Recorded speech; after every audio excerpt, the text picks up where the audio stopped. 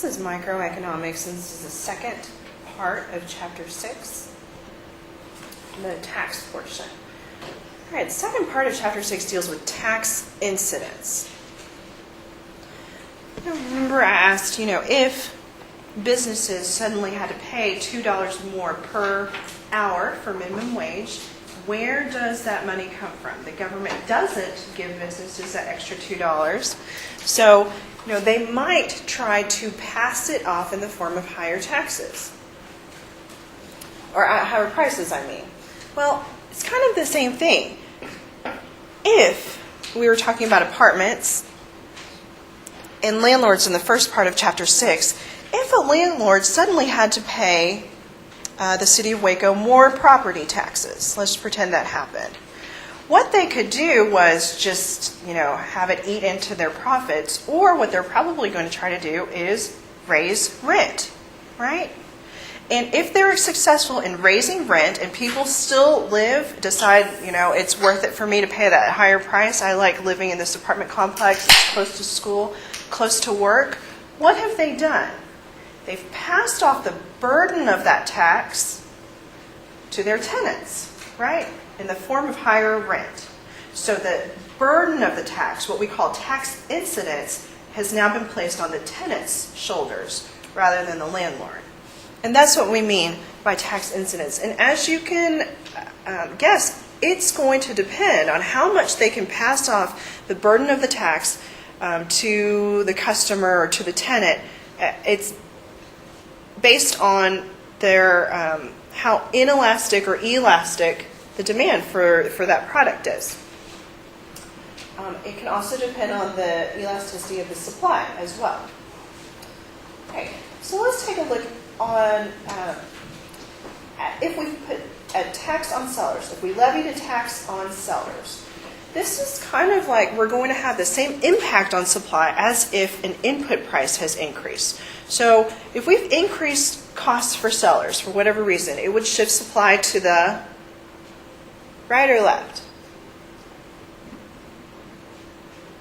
Higher taxes for sellers. Left, yeah. So everything else equal, it would shift supply to the left. Okay, so we would go from the blue supply 1 to the red supply 2. Here's equilibrium 1 and here's equilibrium with the tax. And you can see that it's created something that your author calls a tax wedge. This is a 50-cent tax. And so this vertical distance now that the tax wedge is created is equal to that 50-cent tax. Okay, now let's take a step back here. Before, my graphic doesn't do it in steps. Okay, before the tax, let's take a look at this initial equilibrium. Equilibrium price is $3 for an ice cream cone. Equilibrium quantity is 100. After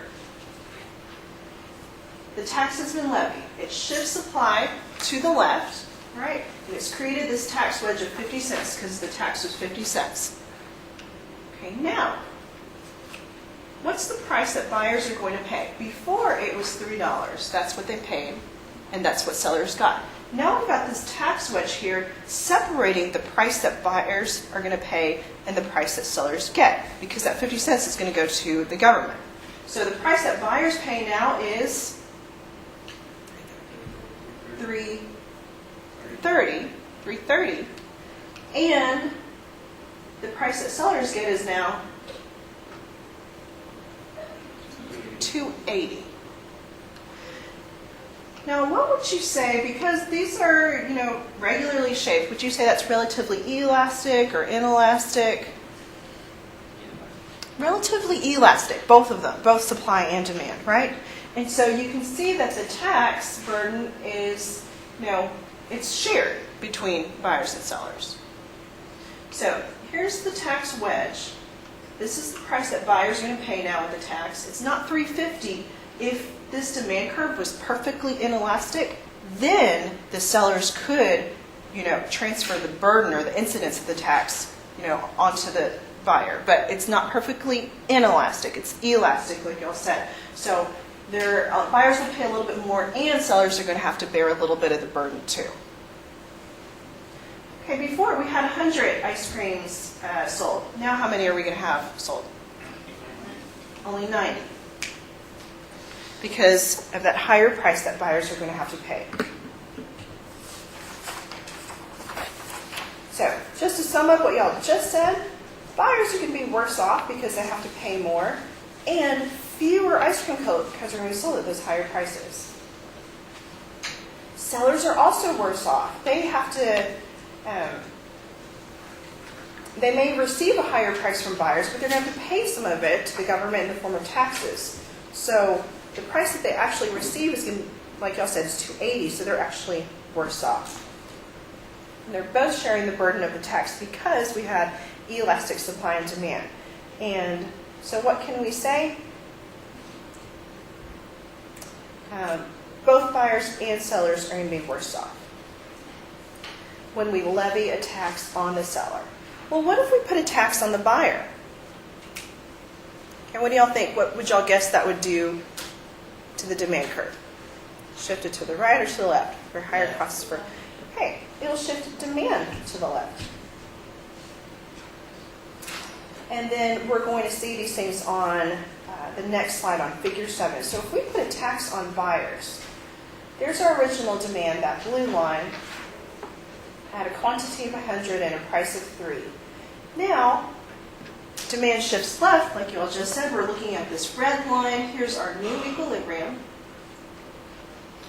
And this tax wedge of 50 cents is going to separate the price that buyers pay, which is going to be $3.30. Remember, they paid $3 before, but now after this tax has been levied, it shifts demand to the left. The price that buyers pay is going to be $3.30, and the price that sellers get is going to be $2.80. Do those numbers sound familiar? It's the same either way. Your author's saying it doesn't matter if you levy the tax on buyers or sellers, we're going to come up with the same outcome if we have elastic supply and demand, relatively elastic supply and demand. We're going to, again, see the same thing. Sellers are worse off, buyers are worse off, and we shrink the market. Only 90 ice cream cones are going to be sold rather than the 100.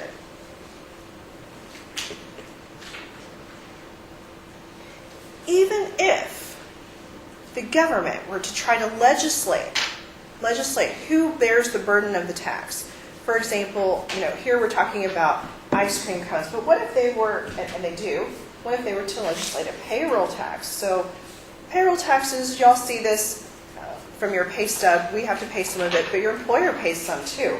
So even if the government legislates, you pay this portion, you take this out of the worker's paycheck, and then employers have to pay this portion.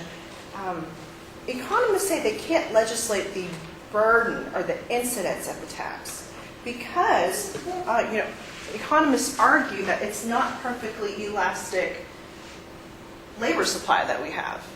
That labor supply isn't relatively elastic, and maybe even demand isn't relatively elastic. Okay, let's take a look at some examples when we don't have relatively elastic supply and demand. Okay, what if we had very elastic supply and relatively inelastic demand? Okay, that would be like if you came to MCC and there was only one apartment complex nearby. Or if you went to Baylor and there's only one apartment complex nearby and you have to live there, otherwise you're going to have to drive far away, and that would be an example of inelastic demand.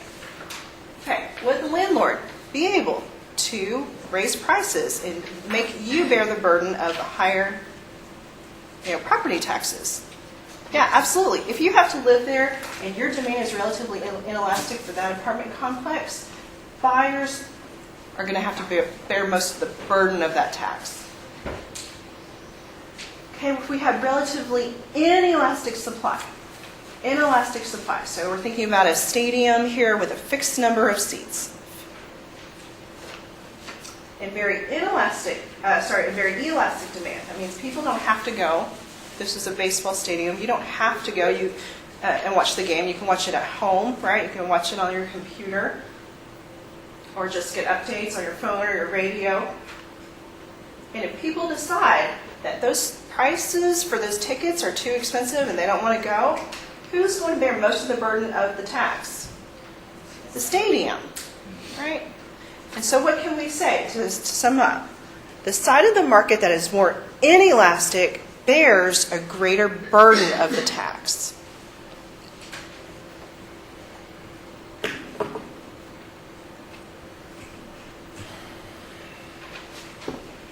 Okay, on this graph, which one's more inelastic, would you say? Which one's more steep, demand or supply? Demand is more inelastic. Okay, demand is more inelastic. So think what our example was. If you had to live in that apartment complex, you can see the portion of the tax that buyers are going to have to pay is much greater than sellers. So this is just graphically showing what we were just saying. If you have to live there, you're going to have to pay the higher price if that landlord decides to try to push off some of the cost of the tax onto you in the form of higher rent prices. Even though they're the ones writing the check out to the city of Waco, they're actually paying for it, you're bearing the burden of it if you have to pay it in the form of higher rent prices. Okay, and this is a graphical example of the stadium that we were just talking about. So inelastic, relatively inelastic supply, elastic demand, who's going to be bearing more of the burden? And you can just see graphically the seller would.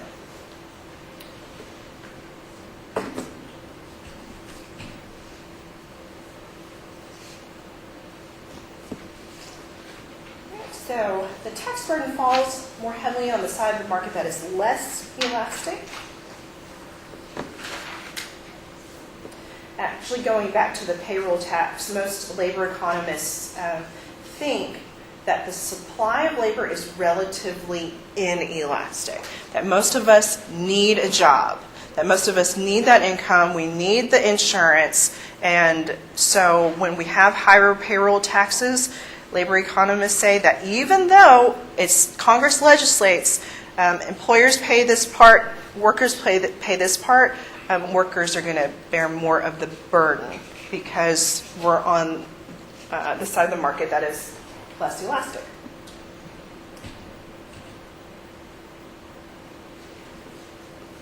And this is an example, Congress trying to tax luxury items like yacht owners. I thought, well, they've got the money to do it. They're going to pay these higher prices, so we're going to, they have the ability to pay, so we'll tax these items. All right. If you're a really rich person, do you have to go buy a new yacht? Do you have to buy a new plane? Okay, you can be happy doing other fun things if you're not willing to spend your money on more expensive yachts and planes. Okay, so if rich people are not buying yachts and planes, who's going to be paying that higher tax? The manufacturers. It was actually the middle class, people who were working and manufacturing yachts that actually had to bear the burden of the tax. So it depends on which side of the market is more or less elastic. Okay, that's the end of chapter 6.